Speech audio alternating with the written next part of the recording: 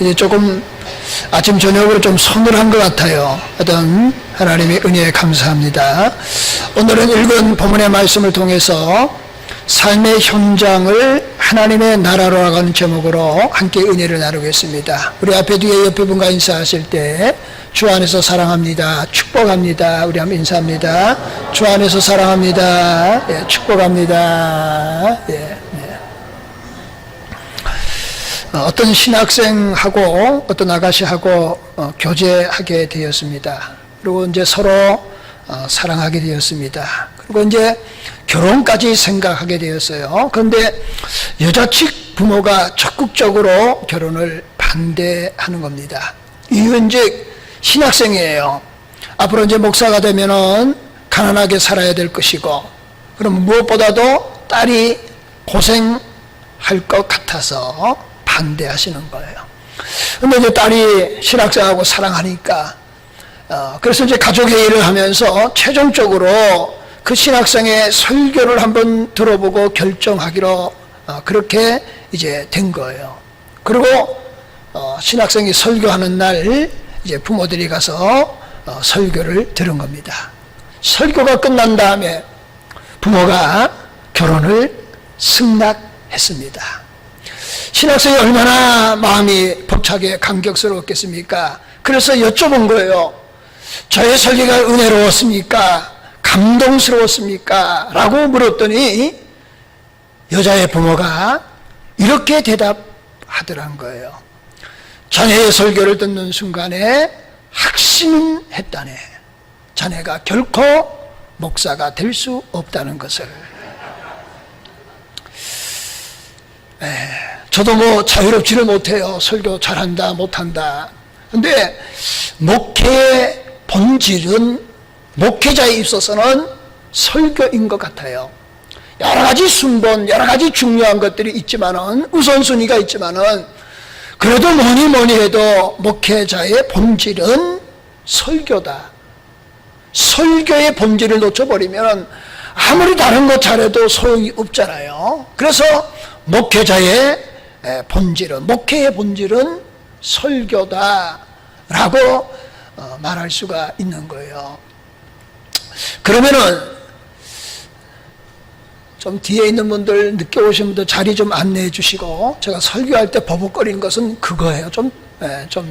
그 하시고. 자, 그러면은 목회의 본질은 설교라고 그러면은 신앙의 본질은 도대체 뭘 것인가 하는 거예요. 목회자가 설교의 본질을 놓쳐버리면은 다 놓친 거와 마찬가지로 하나님의 백성된 우리들이 신앙의 본질을 놓쳐버리면은 다른 거 다 잘해도 우선순위가 잘못되어지고 본질이 잘못되어졌기 때문에 모든 것 놓치는 결과물이 가져오는 거예요. 그러면은 신앙의 본질은 뭐냐 하는 거예요. 그런 각도에서 오늘 본문을 생각하는 겁니다. 이런 거예요. 그러면 신앙의 본질이라고 하는 것은 삶의 현장에서, 내가 살고 있는 현장에서 하나님의 나라가 이루어져야 될 줄로 믿습니다. 여기서 하나님의 나라라고 하는 것은 이런 의미예요. 하나님의 통치와 하나님의 다스림이 이루어지는 것이다. 내 마음속에 하나님의 통치와 하나님의 다스림이 이루어져야 되는 거죠. 우리가 죄성이 있기 때문에 저를 포함해서 사람이 욕심에 살아가려고 하는 그런 마음이 있는 거예요. 누구든지 내 마음대로 살고자 하는 그런 생각들이 있는 거예요. 그런데 그렇게 살아가면 하나님의 성도가 아니라는 거예요. 내가 이렇게 살기를 원하지만은 하나님 말씀에 비추어 봐서 아침에 하나님 말씀을 묵상하고 아침에 하나님께 기도하며 받은 바 은혜가 있는 거예요. 그 은혜를 생각하고 내 삶의 현장에서 그 은혜가, 하나님의 말씀이 내 삶을 통치하고 내 삶을 다스려 줘야 합니다. 그게 하나님의 나라이에요. 그렇지 아니하고 외형적인 어떤 것, 다른 것에 아무리 충실한다고 해도 신앙의 본질에서 벗어난 거예요. 그러면은 다 놓쳐버린 거와 마찬가지다. 다시 말하면 목회자는 설교가 본질이라고 한다면은 성도에 있어서 오늘 하나님의 자녀가 된 우리들이 있어서 신앙의 본질은 삶의 현장에서 하나님의 나라가 이루어져야 된다. 그런 의미에서 제목을 이렇게 정한 거예요. 삶의 현장을 하나님의 나라로 만들자 하는 거예요. 우리가 구원은 믿음으로 구원을 얻은 줄로 믿습니다. 예수 그리스도 나의 구주가 되심을 고백하고 믿을 때 구원을 얻는 거예요. 그분이 나를 위해서 십자가에서 죄의 대가를 지불하시고 그리고 사망 권세를 이기시고 부활하신 그 부활의 주님을 내가 고백할 때에 우리는 하나님의 은혜로 믿음으로 구원을 얻은 줄로 믿습니다.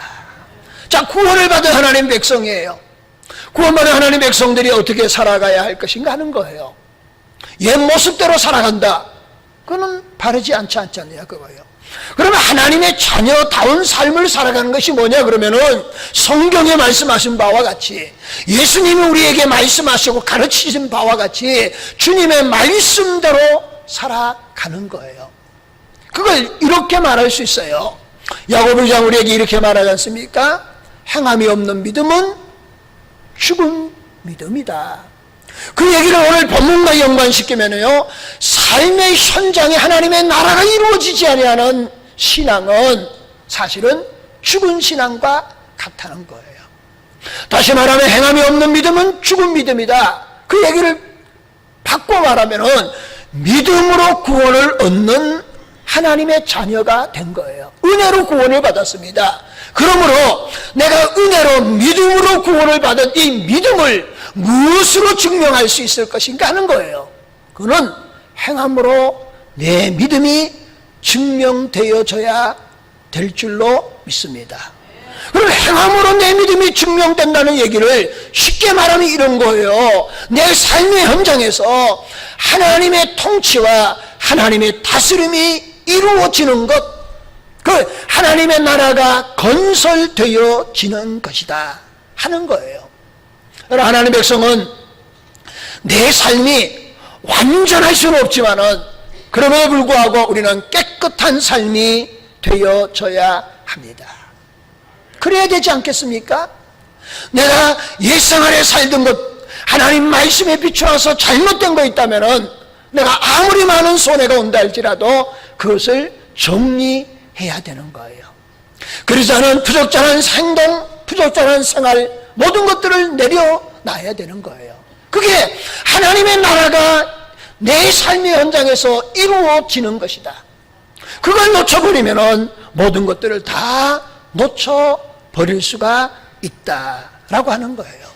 여러분, 다른 각도에서 말하지만은요, 요즘은 이제 교회를 논할 때에 이렇게 말합니다. 성교적 교회다 라고 그렇게 이제 말을 하는 거예요. 그러면 이런 겁니다.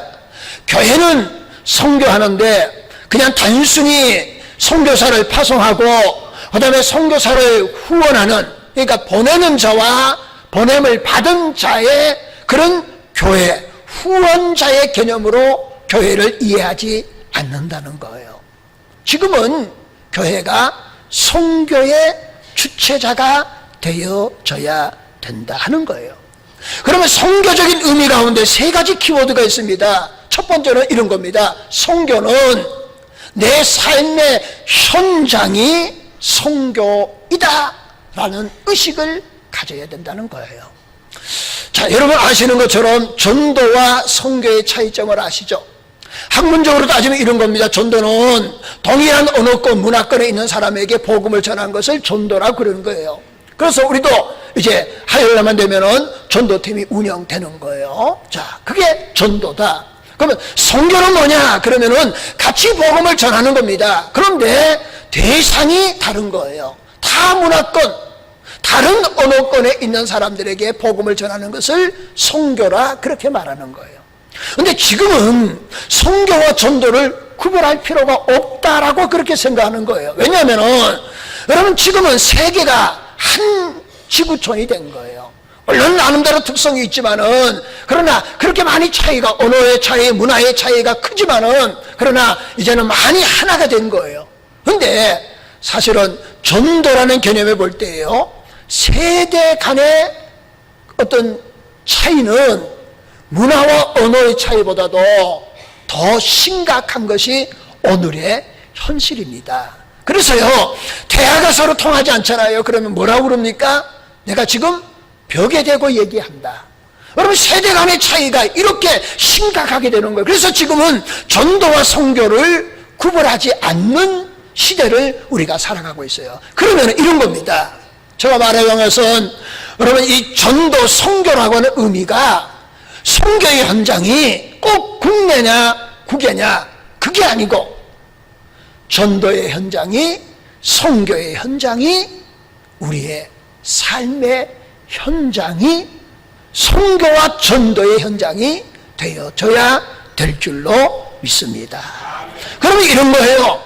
자, 내 삶이, 하나님의 나라가, 똑같은 말로 반복하는 겁니다. 하나님의 통치와 다스림이 이루어지는 하나님의 나라가 되어야 된다는 거예요. 그게 선교적 사명, 보냄을 받은 공동적인 선교사의 사명을 우리에게 주었다는 거예요. 그러면은 먼저는 내 마음에 하나님의 나라가 이루어져야 되는 거예요. 그러실 분은 하나도 없지만은요, 교회 나오면은, 교회 왔으니까 천사의 얼굴처럼 환하게 웃어요. 근데 집에 가는 순간에 우거지상이 되거나, 그냥 얼굴에 짜증이 그냥 뚝뚝 흐르거나, 그러면은 그 마음에 천국이 이루어지지 않은 거예요.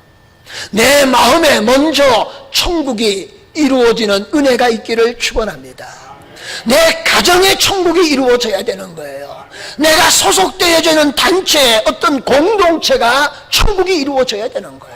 그러면 그게 넓은 의미에 보면 우리 교회가 천국이 되는 것이고, 더 넓은 의미에 보면 사회가, 이 나라 이 민족이 천국이 되는 거예요. 그런 사명을 저와 여러분이 받은 줄로 믿습니다. 너무 거창하게 뭐 전도해야 됩니다, 선교해야 돼요. 근데 너무 거창하게 하지 말고 본질을 놓치지 말자는 거예요. 선교의 첫 번째 키워드는 뭐냐? 그러면 내 삶의 현장이 선교의 현장이어야 된다. 내 삶이, 내 마음이, 내 가정이 하나님의 나라가 이루어져야 된다라고 하는 사실입니다. 두 번째는 선교의 키워드가 뭐냐? 그러면 그걸 그러면 누가 할 것인가 하는 문제예요. 누가 해야 되느냐 하는 거예요. 모든 사람들이, 하나님을 믿어 구원받은 저와 여러분, 그걸 또 구원한다면은 평신도를 표해서 목회자 모두가 하나님의 사람이 된 모든 사람들이 하나님의 나라가 이 땅에 이루어지도록 보냄받은 사람들인 줄로 믿습니다. 누가 하는 게 아니에요. 아, 내 아내가 기도 많이 하니까 이거는 내 아내가 해야 되는구나. 아, 내 남편이 이제 탤런트가 많아, 내 남편이 해야 되는구나. 아니에요. 각자가 보냄받은 하나님의 사람들인 줄로 믿습니다. 그래서 내가 하나님의 나라를 이루어가야, 내 마음에 하나님의 나라가 이루어지면은 가정에 하나님의 나라가 이루어지는 거예요. 하나님의 통치와 다스림이 이루어지는 것이 하나님의 나라인 줄로 믿습니다. 마지막 세 번째는 선교의 키워드는 이런 거예요. 영적 의식을 가져야 된다는 거예요. 보내심을 받은 사람들이라고 하는, 보냄받은 선교적 사명이 나에게 있다고 하는 새로운 정체성을 확립할 수 있기를 바랍니다. 정체성이 분명해야 되는 거예요. 그냥 그대로 아무렇게나 사는 것이 아니라 내 삶의 현장에서 하나님의 말씀을 통하여서 하나님의 통치와 다스림이 이루어지는 하나님의 나라가 이루어져야 될 그런 내 사명이 나에게 있다는 정체성이 있어야 되는 줄로 믿습니다. 여러분이 초대교회를 비롯해서 한국교회를 쭉 보면은요, 세 가지 방향으로 흘러왔다는 걸 알아요. 첫 번째는 다 아시는 것처럼 예수 믿지 않은 사람들에게 복음을 전하는 거예요. 그들이 예수를 받아들이게 하는 일들을 끊임없이 우리가 해야 된다는 거예요. 두 번째는 예수를 믿게 된 겁니다. 복음을 받아들인 사람이 그분의 삶이 예수 그리스도의 제자를 시켜야 되는 거예요. 그러기 위해서는 그분들을 교회에서 훈련하고 양육을 시켜야 되는 거예요. 여러분, 양육과 훈련을 잘 받는 은혜가 있기를 축원합니다. 때로 여러 교회에서 뭐 어떤 일을 봉사하고 아니면 성경 공부하는 것만 양육의 훈련이 아니에요. 교회에서 무슨 일을 하든지 할 때마다 그 일에 땀을 흘리고 노력하시며 봉사하고 섬기는 것들이 다 교육이고 훈련인 줄로 믿습니다. 그런 것들을 통해서 예수 그리스도의 신실한 제자로 만들어가는 거예요. 예수를 믿지 않은 사람들에게 복음을 전하는 것, 복음을 받아들이는 사람이 예수 그리스도의 신실한 제자가 되게 하는 겁니다. 그러면은 예수 그리스도의 신실한 제자가 된 사람이 그러면 뭘 해야 되느냐 그거예요. 다시 말하지만은 예수 그리스도의 제자가 된 사람은 내 삶의 현장에서 이 땅을 하나님의 거룩한 나라로 만드는 일을 해야 되는 줄로 믿습니다. 그런 사람을 통해서 의와 희락과 화평이 넘치는 사회로 만들어 가야 된다는 사실입니다. 그럼 우리가 이런 일들을 어떻게 감당할 수 있을 것인가? 오늘 이제 본문의 말씀을 통해서 우리가 생각하는 거예요. 그 가운데 본문 오늘 이제 8절 말씀에 우리가 잘 아는 말씀이죠.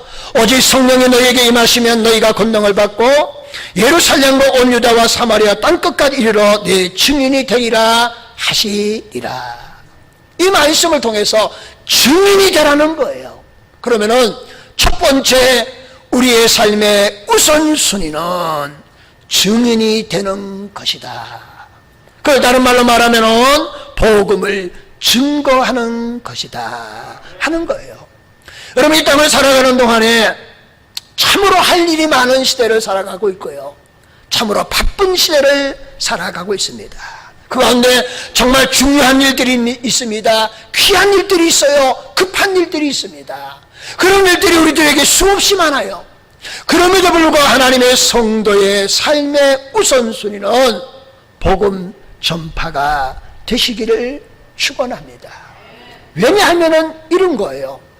예수님께서 십자가에서 우리의 죄를 대속해 주신 거예요. 사망 권세를 이기고 부활하신 것입니다. 그리고 주님은 제자들에게 마지막 당부의 말씀을 하는 겁니다. 그 가운데 마태복음 28장에도 언급되어져 있지만 오늘 본문 말씀 8절에도 말하는 거예요. 내 땅끝까지 이르러 뭐가 되라는 겁니까? 내 증인이 되라는 말씀입니다. 여러분, 주님이 마지막으로 제자들에게 하신 말씀이 얼마나 많았겠습니까? 근데 그런 것들을 다 거두절미하고 마지막 당부예요. 예수님의 마지막 당부라고 하는 의미는 이런 거 있겠지 않습니까? 권위가 있는 거 아니겠습니까? 그 말씀에 구속력이 있는 거 아니겠습니까? 그 얘기는 다른 말로 말하면은 하나님의 백성이 된 사람들이 우선순위가 뭐냐? 예수 그리스도의 증인이 되어져야 된다는 거예요. 근데 이 증인이라고 하는 말을요, 오늘에 와서 참 무겁게 받아들여야 되는 건데요. 여러분, 증인이란 말에 마르투리아라고 하는 말입니다. 마르투리아라고 하는 단어는 우리나라로 말하면은 순교자라고 하는 말이에요. 내 증인이 되라. 근데 보세요, 초대교회 아시는 것처럼요, 예수가 우리의 메시아다, 예수가 우리의 구세주다, 그걸 말하거나 아니면 전하는 그 순간부터 무엇을 각오해야 됩니까? 죽음을 각오해야 되는 겁니다. 죽음을 각오하지 않고는 그 당시에 메시아를, 예수님을 메시아로, 구주로 말할 수가 없는 거예요. 근데 제자들 보세요. 그럼에도 불구하고 초대교회 성도들과 제자들은 분명한 삶의 우선순위가 있었던 거예요. 그리고 예수 그리스도가 메시아 되심을, 구주가 되심을 증거했습니다. 그리고 죽음도 두려워하지 않았어요. 왜 죽음을 두려워하지 않았냐? 단 한 가지 이유예요. 주님의 마지막 당부의 말씀이기 때문이다. 그런 겁니다. 여러분, 사도행전을 이제 해석을 쓰신 분이 있는데요, 각성희 목사님이 사도행전 해설집에 초대교회 증거가 3가지 방법으로 언급되어져 있다고 그분은 말했어요. 다른 내용이에요. 첫 번째는 언어를 통해서, 복음 전파를 통해서, 말을 통해서 기록되어져 있다는 거예요. 두 번째는 예수 그리스도의 제자들의 삶을 통해서 보여주고 있다는 겁니다. 여러분, 우리의 삶을 통해서 예수 그리스도가 구세주가 되심이 증거될 수 있기를 축원합니다. 예수 그리스도가 나의 구주가 되신다면 내 삶이 바꿔질 수밖에 없는 거예요.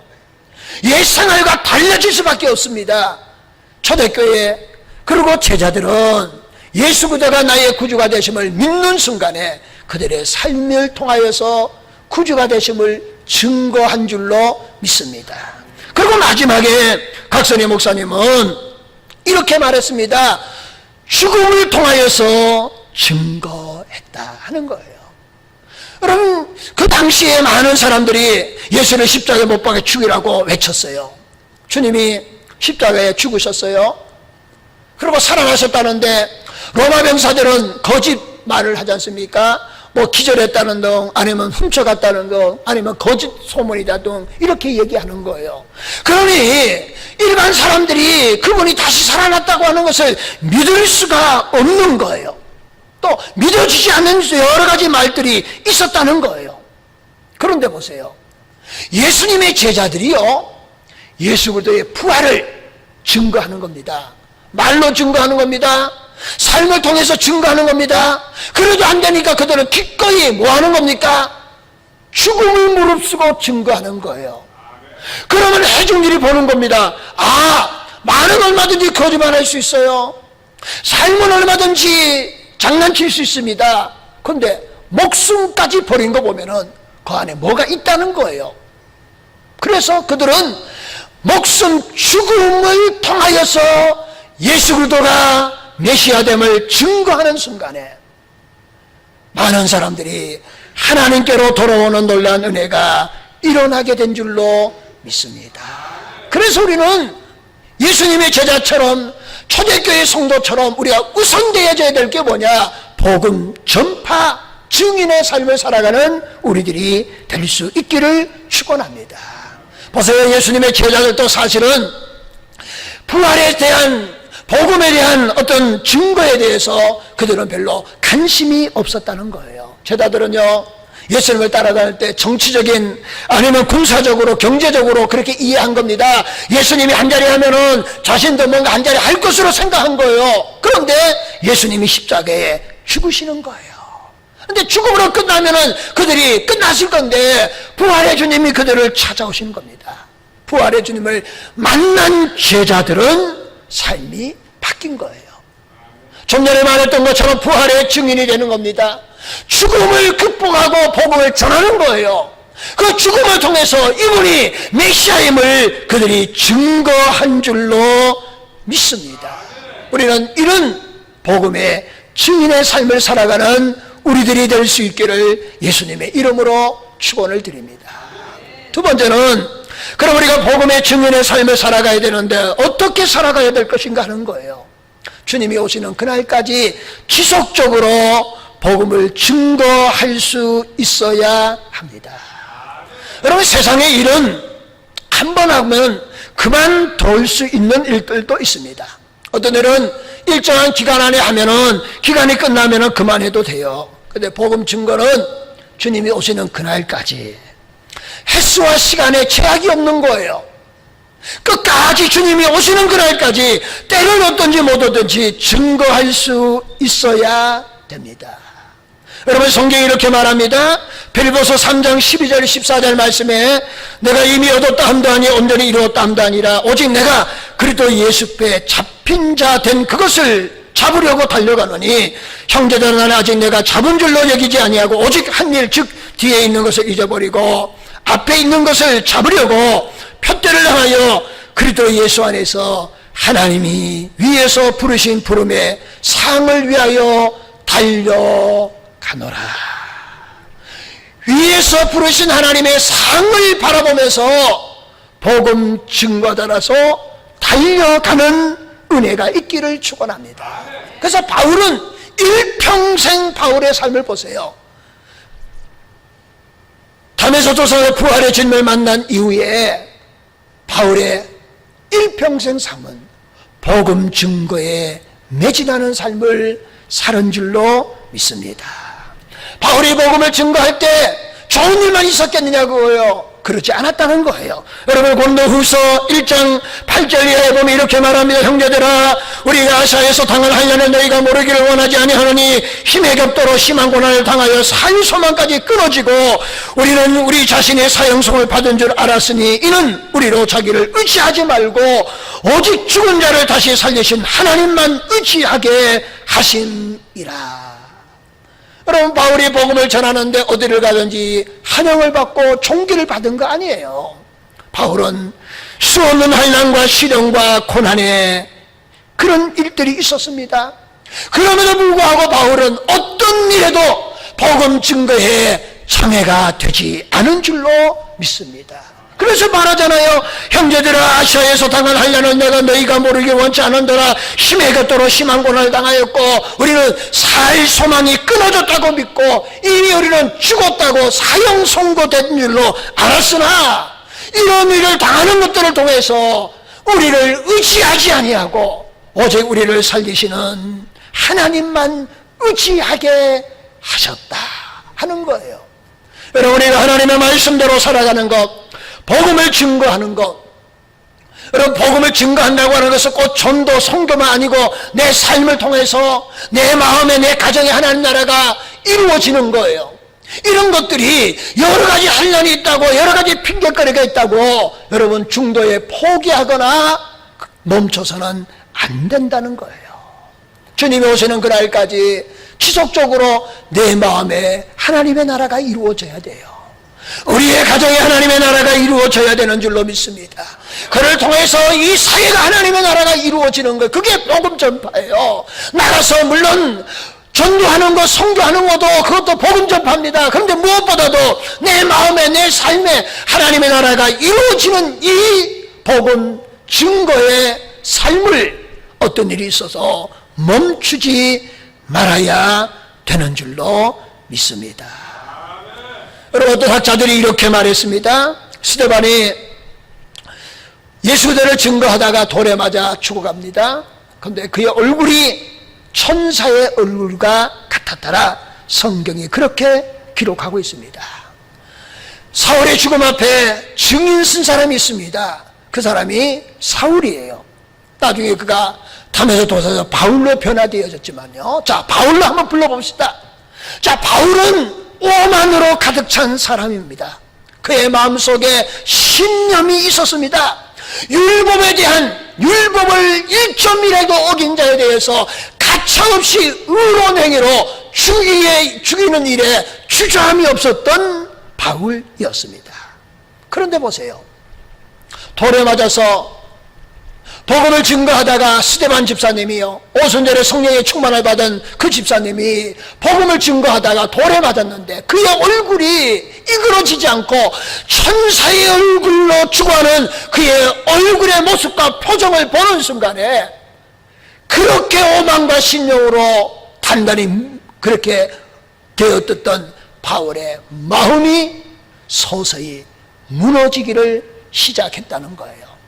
그리고 결정적으로 무너진 사건은 다메섹 도상에서 왜 나를 비판하느냐 하는 그 말씀에 바울이 완전히 무너졌다. 학자들이 그렇게 해석하더라고요.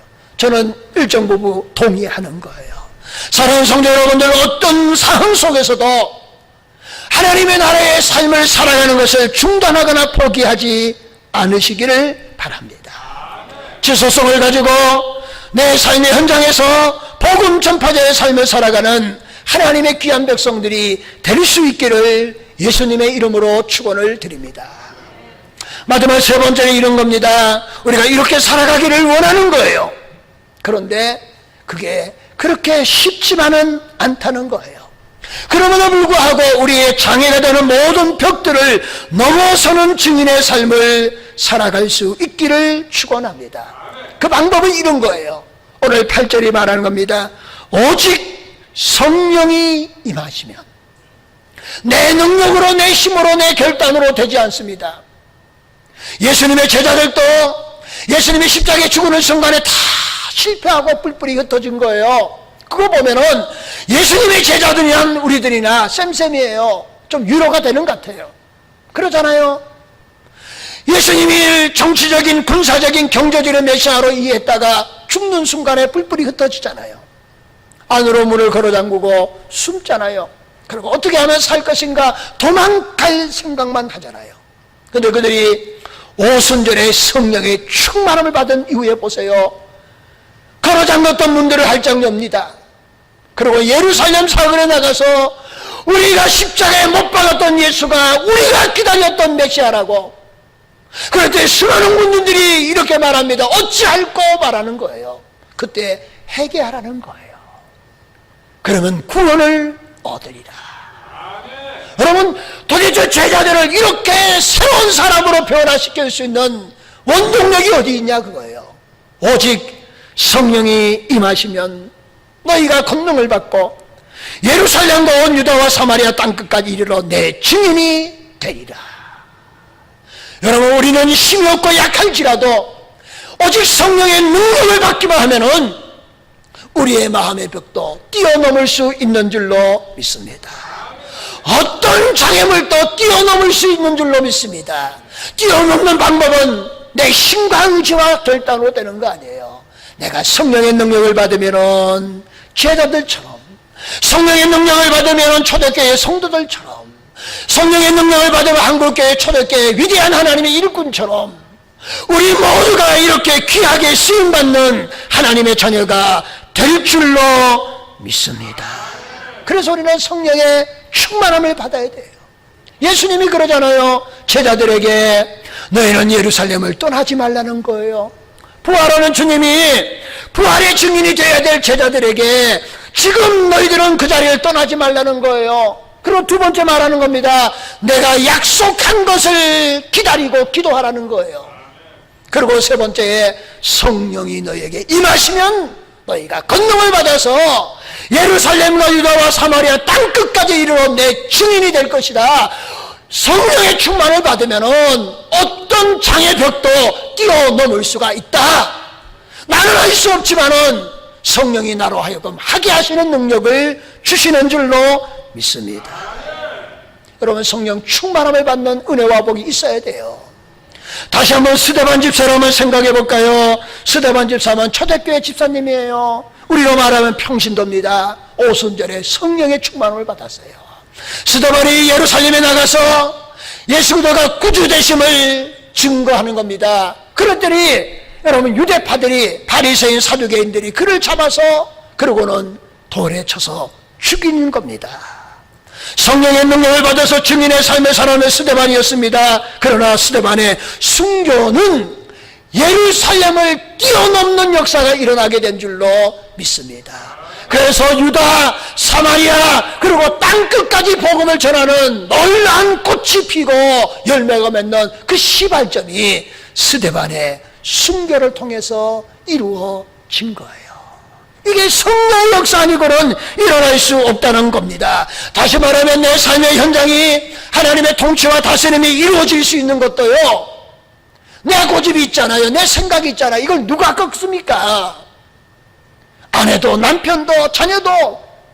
그러나 성령이 내 마음을 어루만져 주시면 돌같이 굳은 내 마음이 부드러운 마음, 깨끗한 마음이 될 줄로 믿습니다. 그리고 하나님의 통치와 다스림을 받아서 이 땅을 살아갈 동안에 능력 있는 그리스도로 살아갈 뿐만 아니라 내 삶을 하나님의 나라로 만들어 갈 수 있는 줄로 믿습니다. 여러분, 모든 성도들이 다 될 수 있기를 예수님의 이름으로 축원합니다. 말씀을 이렇게 맺고자 합니다. 사랑하는 성도 여러분들, 저와 여러분의 삶의 현장에 하나님의 나라로 만들어가는 우리 모두가 될 수 있기를 축원합니다. 그러기 위해서는 삶의 우선순위가 분명해야 합니다. 복음, 이거는 액세서리가 아니에요. 우리의 삶의 본질인 줄로 믿습니다.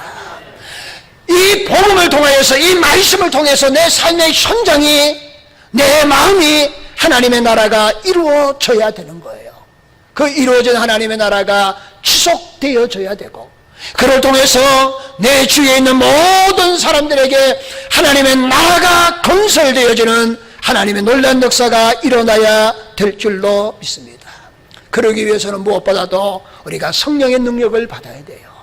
하나님께 무릎을 꿇으시고 성령의 충만함을 구하셔서 성령 충만한 우리들 되어서 마음의 벽을 넘어서서 땅끝까지 예수 그리스도의 증인의 삶을 살아가는 아름다운 저와 여러분이 다 될 수 있기를 예수님의 이름으로 축원을 드립니다. 기도하시겠습니다. 하나님 감사합니다. 내 삶의 현장에서 하나님의 나라가 이루어지기를 원합니다. 내 생각과 고집과 아집과 죄성으로 살아가는 자가 아니라 아직도 옛생활에 얽매여 있는 자들이 아니라 하나님의 말씀이 내 삶을 통치하고 다스리고 지배받는 하나님의 나라가 이루어지는 내 마음과 내 가정이 되게 하여 주시옵소서. 그를 통하여서 이 땅이 하나님의 나라로 건설되게 하시고 우리가 성령의 능력을 받아서 마음의 벽을 뛰어넘어서 하나님 나라의 증인의 삶을 살아가는, 그래서 이 땅이 하나님의 나라가 이루어지고 그리고 우리 주님이 다시 오실 때에 영원한 하나님의 나라를 기업으로 유업으로 받는 복 있는 하나님의 귀한 백성들 되게 은혜와 복을 더하여 주시옵소서. 예수님의 이름으로 기도합나이다. 아멘.